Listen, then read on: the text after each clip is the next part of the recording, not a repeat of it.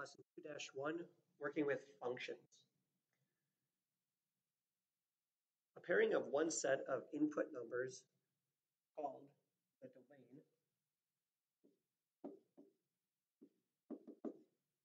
and another set of output numbers called the range is a relation.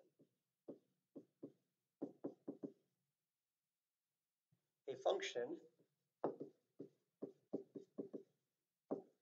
is a relation in which there is exactly one output for each input. So now this whole module and this whole lesson, we're going to be looking at what a function is. And a function, just treat it as like a machine. You put something in and something comes back out. Something different comes back out. And inside the machine, it's telling you what you're doing with whatever you're putting in. So if you're putting a number into a machine, the machine does some operation on it, and then it gives you an output. We're going to be analyzing functions in this lesson, but just so we have a little bit of a background, we know what the vocabulary words related with functions. So the domain is your input, or in other words, your x values. And then your range, or your output, are your y values. So when we work with functions, you always put in or choose numbers for your x coordinates, and then you're trying to find the unknown, which would be your y values. Down below here in the picture, you can see we have different ways of representing a function. We have this first part right here where we have the domain and range. The domain is always your x's and your range is always your y's. So for this to be a function, each domain can only be matched up with exactly one y value. Now, if you look at it as a graph format, you can see right here the graph of this function. You can see the curve or a bend in the middle of our graph here. We're going to look at the vertical line test later on how we use a vertical line test to prove if it's a function or not. So vertical line test.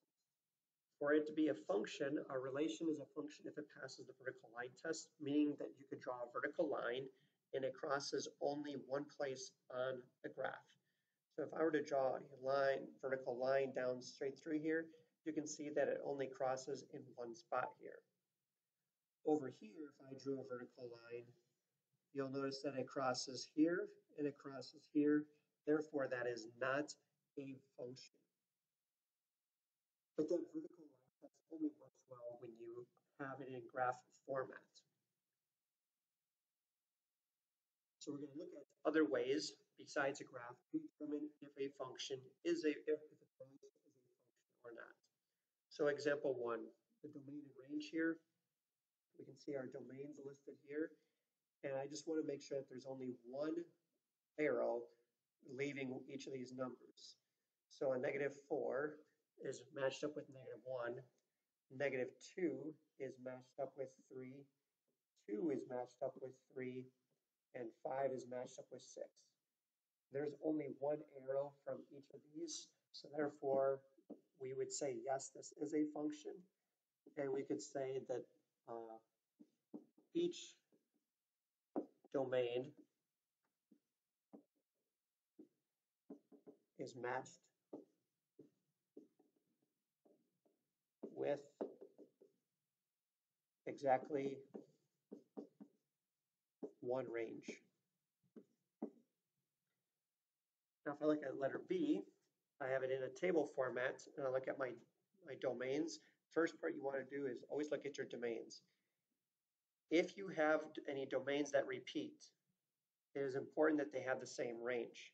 And you'll notice that I could put a 2 in and I get 3. I could put a 2 in also, that same function that gives me a -3. That cannot happen where you put the same number in and get two different range values.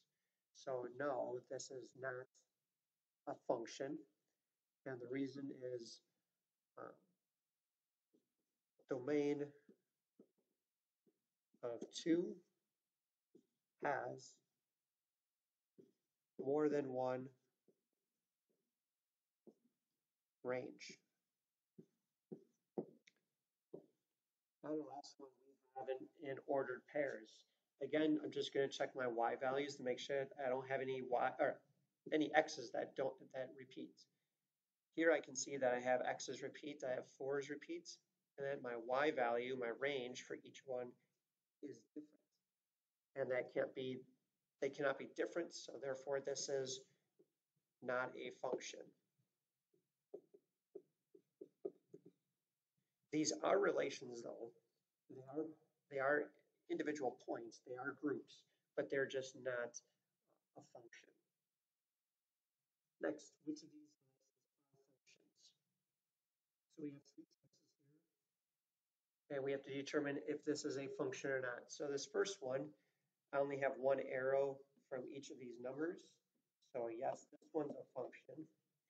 The domain and range for the table here, I have a 0 here and 0 here, but -1 and an 8 here.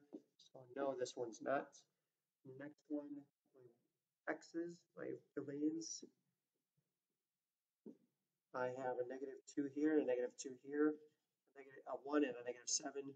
So no, this is not a function. So the only one that gives us a function would be letter A, which is 1 only. Next, determine whether these are relations or functions. Here you can see right here, 3 has 2 arrows pointing to 2 different numbers. So no, that's not a function. For the second picture here, I have 1 arrow for each of these numbers. So yes, this is a function. Letter B, our domain. My domains don't repeat, and they have different y values. So yes, this is a function. This next one, the 1's repeats in the domain, and I have different y values for the range. So no, this is not a function. Analyzing the data. It says 5 schools are competing in the long jump portion of the track meets. The distances of the players with the best jump on each team are as follows. Team 1, 20.6 feet. Team 2, 21.5 feet. Team 3, 20.9 feet. Team 4, 19.4 feet. And Team 5, 20.2 feet. We're going to break this part into 3 parts, making a table. Part B, determine if the domain and range of the relation, and then C, determine whether it's a function or not. So for part A, I've created the table already. Our team number would be our domain, and our best jump would be our range. And you notice that our domain, as your team numbers, they just all have separate numbers, and then the best jump, you can see their distances. Part B, we have to determine the domain and the range. So the domain is always your team numbers. So we just have 1 through 5. So we have to list all of them. So 1, 2, 3, 4, and 5. Our range would be our jump and distance. And we'll put them in from smallest to largest, or shortest to longest. So the shortest would be 19.4. Then we have 20.2. Then we got 20.6, 20.9, and 21.5. In part C, determine whether the relation is a function. If we look at our domains don't repeat, and our ranges don't repeat. So as long as the domains don't repeat, yes, this would be a function. Second example, we record the heights of 5 of her friends. The heights in inches are as follows. Hunter 62, Elaine 66, Ella is 65, Omar is 66, and Alma is 67. So when they're listed like this, the domain is always listed first, and then the range. So our domain is always going to be our names of the friends. So the only ones that have the domain, only the domain is the names, is letter C. The range would be the heights. Part B, is the relation a function, and explain your reasoning. So if we go back here, we don't have any name that's listed more than once. So it is one name with 1 height. So yes, this is a function, and that would be letter A. There's only one element of the range. Next part. Make a table, and here we have the data with our quizzes and then the scores on here. So this shouldn't be team number, this should be quiz. And the best jump, this should be score. So we have quizzes 1, 2, 3, 4, and then 5. And the scores would be 86, 92, 78, 86, and then 84. Determine the domain and range of this. The domain would be our quiz numbers, so 1, 2, 3, 4, and 5. And our scores, our ranges, so the lowest score would have been 78. Then we have 84, 86, 86, and 92.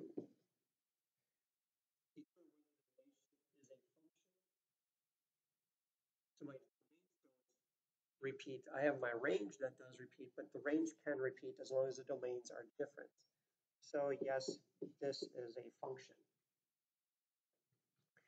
Now going back to the range here, if there's anything that repeats, you don't need to put that in our listing. So here I have two 86s. I only need to have one of them written down here. So officially I should have 78, 84, 86, 92.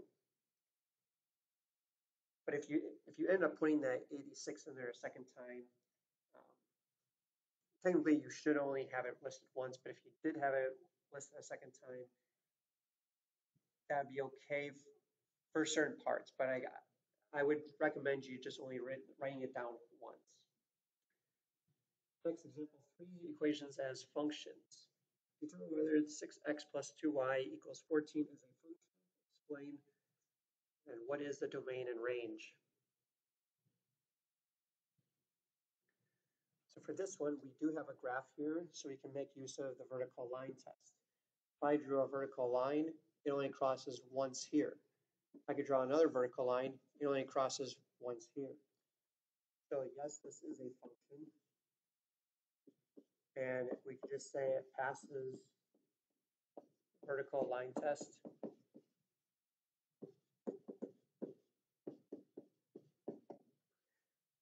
And then the domain and range.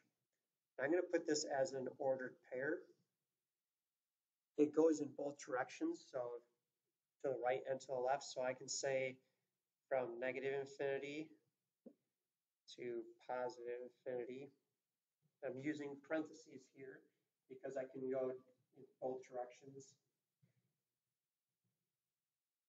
So this would be our domain, and our range would also be negative infinity to positive infinity. Or you could just say all real for both.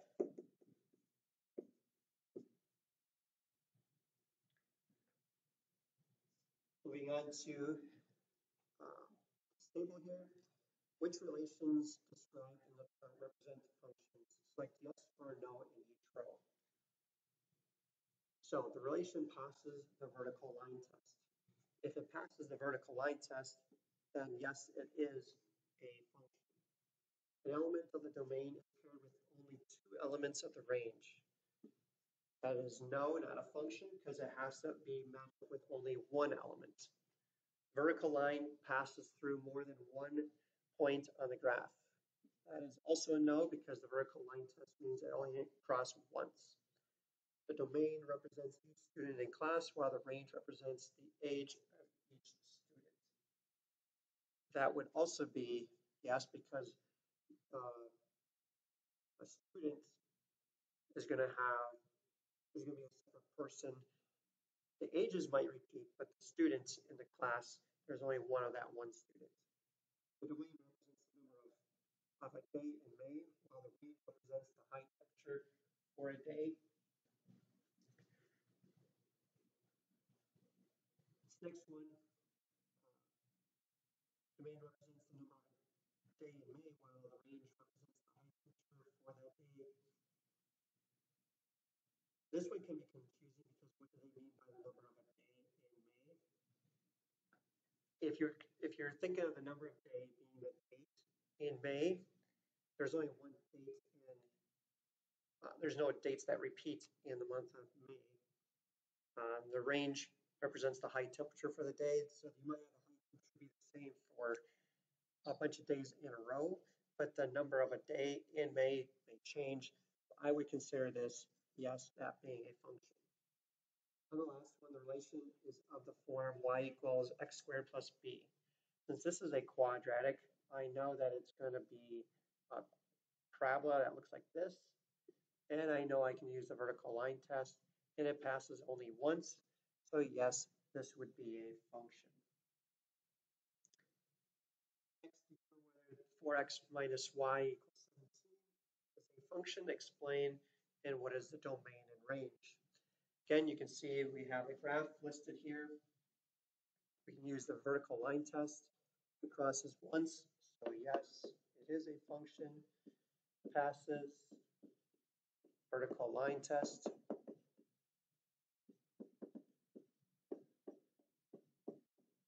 And the domain would be all real because it goes in both directions, right and left, and then up and down. The range would be all real as well.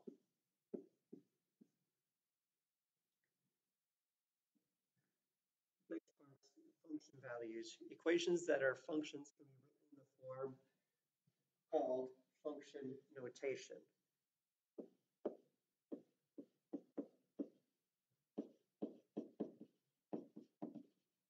Function notation is a way of writing an equation so that y equals f of x. But just know that y is the same as saying f of x. In a function, x represents the elements of the domain and f of x represents the elements of the range. The graph of f of x is the graph of the equation y equals f of x. So here it says for f of x equaling negative 2x plus 9, find each value. Again, this is the same as saying y equals negative 2x plus 9. So here they're telling us what x equals. So if I put f of negative 6 in for x, I would have negative 2 times negative 6 plus 9. This would give us an answer of 12 plus 9, which is 21. F of 4 plus 3, so wherever I see an x, I have to put a 4 there. So I have negative 2 times 4 plus 9, and then I have to add 3 at the very end, which will give us the answer of negative 8 plus 9 is 1. 1 plus 3 is 4. Next one, I have f of 5 minus f of 1. So I'm going to have to do this 2 times. So f of 5 means I have to put 5 in for x first. So negative 2 times 5 plus 9. And then I'm going to subtract the answer when f of x is 1. So we have negative 2 times 1 plus 9.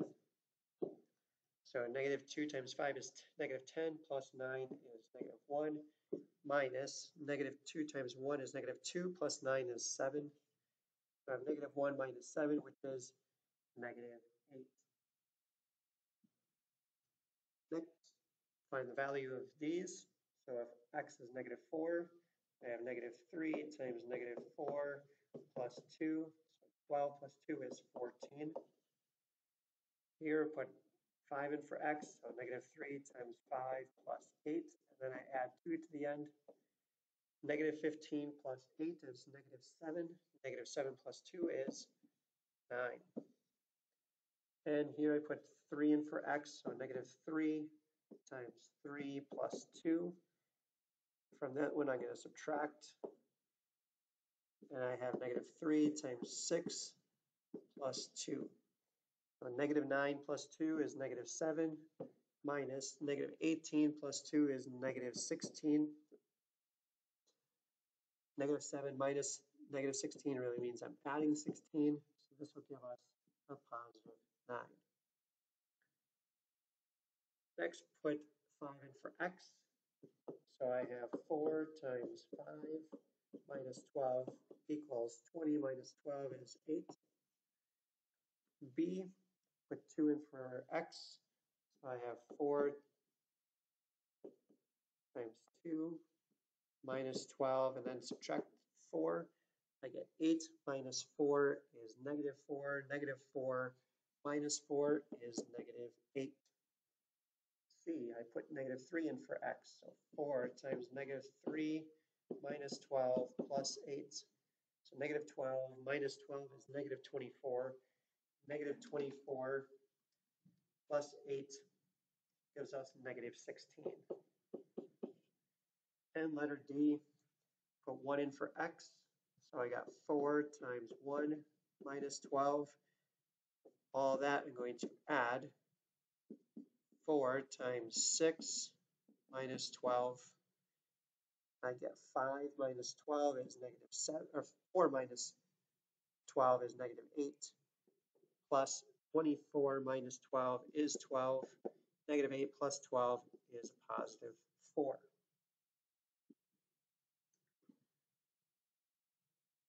Example 5, evaluate these functions. So when h of x is 2, so when x is 2, I find the value. So I got negative 6 times 2 squared minus 18 times 2 plus 36. So we follow order of operations. So that's negative 6 times 2 squared. So this is 4. Negative 24 minus 36 plus 36. So you got negative 24 minus 36 plus 36 gives us a negative 24. Next one, put 4 in for x. We got negative 6 times 4 squared plus 18 times 4 plus 36. And then we're going to subtract all that. We will do negative 6 times 1 squared plus 18 times 1 plus 36. Back to the beginning, we got negative 6 times 4 squared, which is 16, plus 18 times 4 plus 36. So this gives us 12. And over here, we got negative 6 times 1 squared plus 18 times 1 plus 36.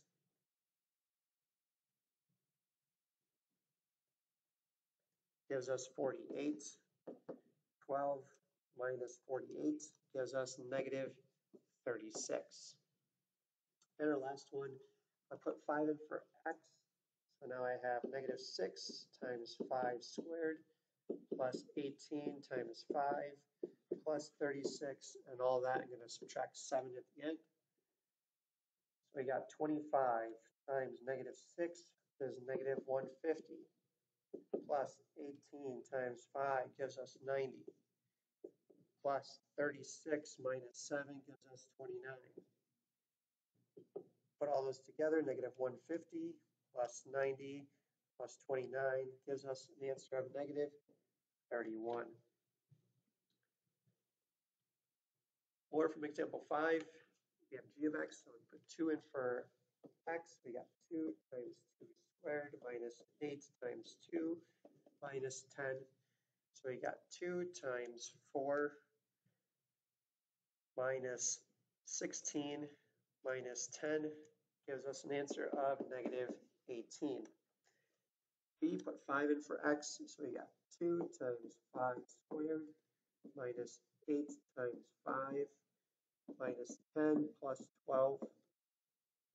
25 times 2 is 50 minus 40 minus 10 plus 12 gives us an answer of 12. Put 8 in for x.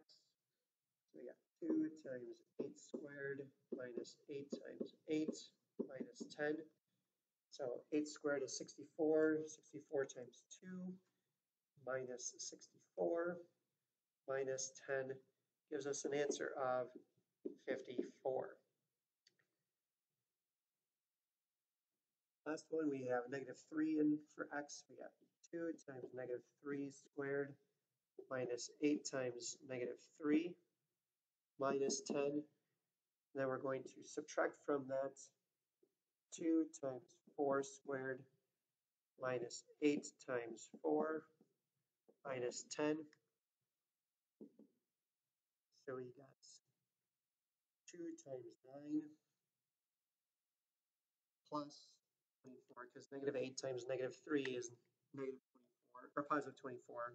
And minus 10 gives us 32, so this top part is 32. Bottom one, we got 16 times 2 minus 32 minus 10 gives us a negative 10. And we're supposed to subtract those, so 32 minus a negative 10 gives us a positive 42.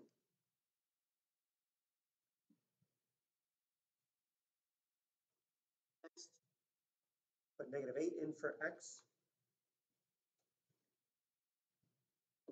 We got 3 times negative 8 squared plus 12 times negative 8 plus 9. So that's 3 times 64 plus 12 times negative 8 plus 9 gives us an answer of 105. Here, put 5 in for x, so we got 3 times 5 squared plus 12 times 5 plus 9. And then we're going to add to that 3 times 2 squared plus 12 times 2 plus 9. So 25 times 3 plus 12 times 5 is 60 plus 9 gives us 144 plus 3 times 4 is 12 plus 12 times 2 is 24 plus 9 gives us 45. 144 plus 45 gives us 189. And our last one, this one's a little bit different. We're going to multiply 4 times the function when you put 7 in for x. So I have 3 times 7 squared plus 12 times 7 plus 9. So 7 squared is 49. Multiply that by 3 plus 12 times 7 plus 9 gives us 240 in the parentheses, and then I multiply that by 4. That gives us 960.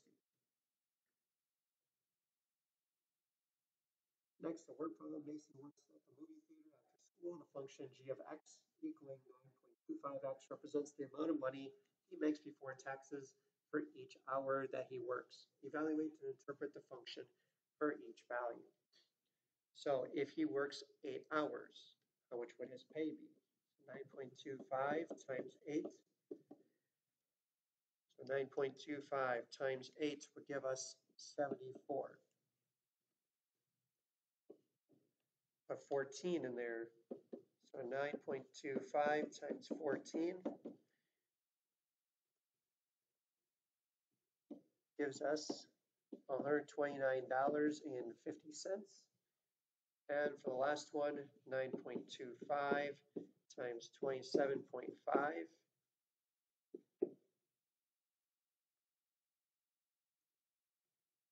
gives us $254.38 to the nearest cent.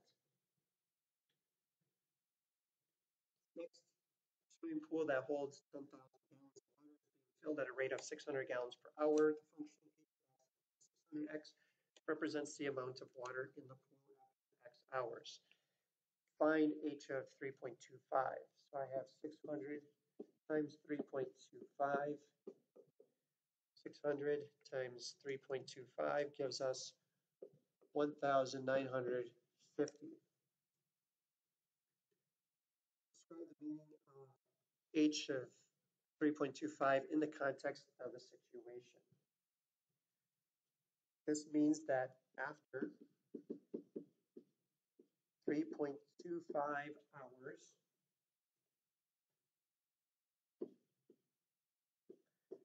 the pool has 1,950 gallons of water.